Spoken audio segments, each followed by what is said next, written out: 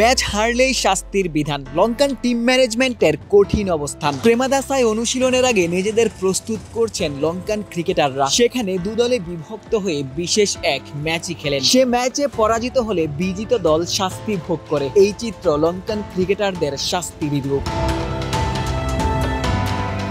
লঙ্কানদের সাথে বাংলাদেশের মাঠের ক্রিকেটে বৈরিতা রয়েছে। যতবারই দুদল মাঠে মুখোমুখি হয়, সমর্থকরাও যেন দ্বন্দ্বই উপভোগ করেন। ক্রিকেটীয় রাইভেলারি হয়তোবা ভারত পাকিস্তান রাইভেলারিকেও ছাড়িয়ে গেছে। শ্রীলঙ্কা বাংলাদেশের সাম্প্রতিক পারফরম্যান্সও সেই কথাই বলছে।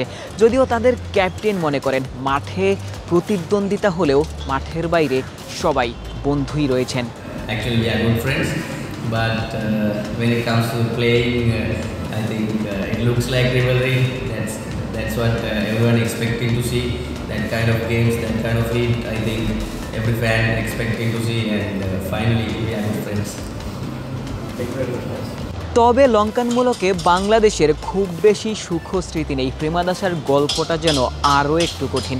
10 দেখায় শ্রীলঙ্কানদের বিপক্ষে বাংলাদেশ একটা ম্যাচেও জিততে পারেনি। সবশেষ এশিয়া কাপেও এ মাঠে টাইগাররা লঙ্কানদের হারাতে পারেনি। তবে অনুপ্রেরণা হতে পারে এ মাঠের সবশেষ ম্যাচে টাইগারদের ভারত বধের গল্প। বিরাট কিংবা রোহিতদের সেই এশিয়া কাপেই বাংলাদেশ দল হারিয়ে দিয়েছিল। লঙ্কানরা তাই বাংলাদেশকে সহজভাবে নিচ্ছেনই না। লঙ্কান ক্যাপ্টেনের মুখে মুস্তাফিজের প্রশংসাও ঝরেছে। বাংলাদেশের হয়ে দ্য ফেজ লম্বা সময় ভালো পারফর্ম যে করেছেন সেটি লঙ্কানদের নজর এড়ায়নি। যদিও প্রেমাদাসার এই উইকেটে বাংলাদেশি বোলাররা হয়তো পেসাররা খুব একটা সুবিধা পাবেন না, কারণ প্রেমাদাসার সচরাচর যেই উইকেটের চরিত্র সেটি স্পিনারদেরই সহায়তা করে। তবে লঙ্কান ক্যাপ্টেন প্রত্যাশা করছেন এ মাঠে ব্যাটিং ফ্রেন্ডলি উইকেটই হবে। তিনি 300 কিংবা 400 রানের উইকেটই চেয়েছেন, যেখানে বাংলাদেশি বোলারদের পেসারদের বেশ কঠিন পরীক্ষারই সম্মুখীন হতে পারে। বাংলাদেশ দল এ মাঠে হয়তোবা তাদের অতীত ভুলে নতুন করেই শুরু করতে চাইবে। বাংলাদেশ দল হয়তো লঙ্কানদের মাটিতে এই প্রেমাদাসার উইকেটে শ্রীলঙ্কার বিপক্ষে প্রথম জয়টাও তুলে নিতে চাইবে। সিরিজ জয় বাংলাদেশের জন্য এ মাঠে এখনও আসেনি। সবশেষ 13 কিংবা 17 সালে বাংলাদেশ 1-1 সিরিজে ড্র করতে পেরেছিল।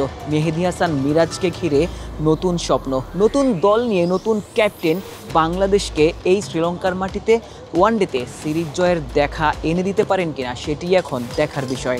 আমরা যখন লাস্ট ওডিআই সিরিজটা খেলেছিলাম শ্রীলঙ্কার এগেনস্টে, তখন বাংলাদেশে হয়েছিল। সেই সিরিজটা আমরা জিতেছিলাম এবং আমরা খুব ভালো ক্রিকেট খেলেছিলাম। সো ওইটা থেকে আমাদের একটা অনেক কনফিডেন্স দিবে। আর যেহেতু প্রেমাদাসে আপনি যেটা বললেন, আমরা হয়তো ভারতের সাথে একটা ওডিআই জিতেছি, এর আগে জিততে পারিনি। আমরা এই কন্ডিশনটা সম্পর্কে জানি, আমাদের অনেকটা এক্সপিরিয়েন্স আছে। সো আমার কাছে মনে হয় সেইটা যদি কাজে লাগাতে পারি তাহলে আমরা মনে হয় খুব ভালো হবে। কলম্বো থেকে আশিক সারওয়ার, নিউজ 24, শ্রীলঙ্কা।